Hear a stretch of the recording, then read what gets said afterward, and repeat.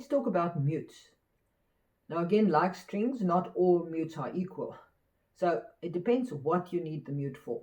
So if you're an orchestral player, you might often need to have a mute on your violin in certain parts of work. So it's not the whole work, and it's usually in slower movements that the composer actually wants a specific nuance and a sound color.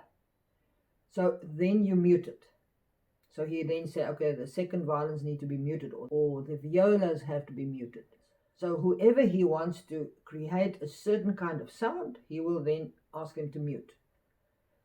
It's not because the players can't play softly. Any professional player can play extremely softly with bow control. But it's the sound nuance that changes when you put a mute on. Now, if you want, and many beginner students want a mute because they want to mute themselves when they practice, because maybe the family complained or the neighbors complained, and therefore they need to mute the sound. Now, that mute is not the same that you will use when you are muting to play in an orchestra.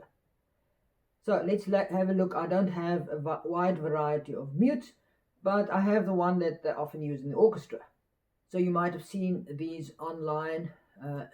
They're sort of just little black little things that clip onto your bridge. So what happens when you mute is that you limit the vibrations of the bridge to transfer into the top plate. The top plate takes the sound into the sound post, which then takes it into the back plate, and your whole violin then becomes like a sound box. Now, if you limit the vibrations on the bridge, then the sound that travels through is not as big and as loud as otherwise. So for instance, this one, you come closer, looks like a little bit of a violin shape, but these side little hooks sort of like this into the between the strings, two middle strings, and then you can easily just take it off when, so often you have to change the mute quite quickly in the orchestra, so it fits onto the bridge like that. So in between the strings, and then you can easily just flip it off, and then it still stays in between the two strings if you need to continue playing. So here, so let's first see what it sounds like without the mute. So here is no mute.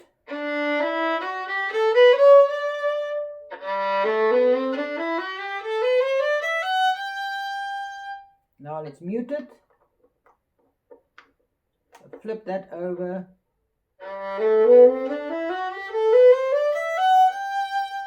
Much more mellow, much more nasal kind of sound that you get. But now that might not be enough to pacify your neighbors. You might still be able to hear it. So this is not the ideal one if you want to really mute. Now you'll see down below there are ones that you'll see that really fits over your whole bridge, and it sort of clamps on there. It will take the sound down quite a lot. And the important thing to remember here is that you change the quality of your sound. So you don't want to always practice like this.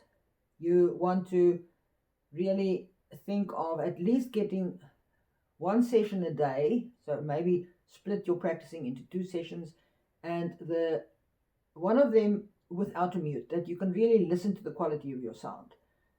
Because the ringtones, when you've got the mute on, your natural ringtones will not come out so clearly. And we use these ringtones really to get around ringing sound in our playing, and also to check our intonation.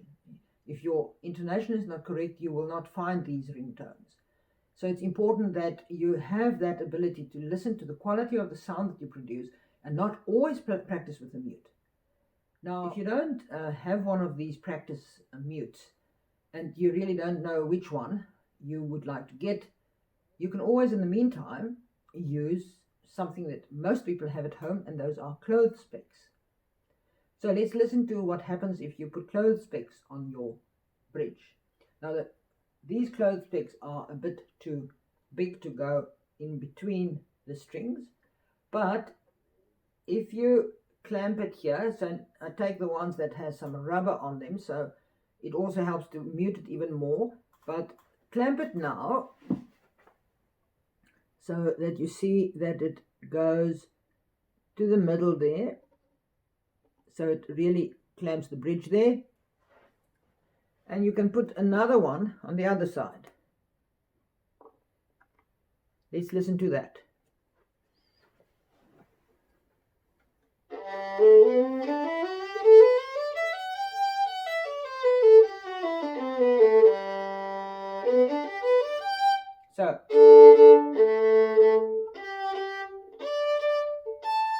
So I can vaguely hear my ringtones, but it's not really. If you listen to this,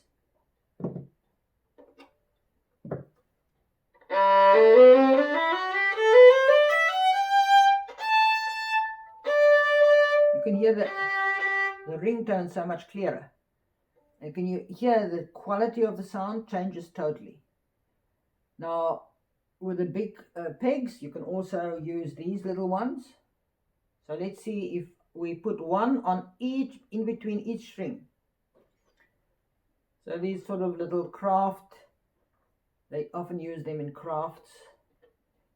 And then one for good measure at the bottom there, and one here. So you really want to mute down the vibrations in your bridge as much as possible. So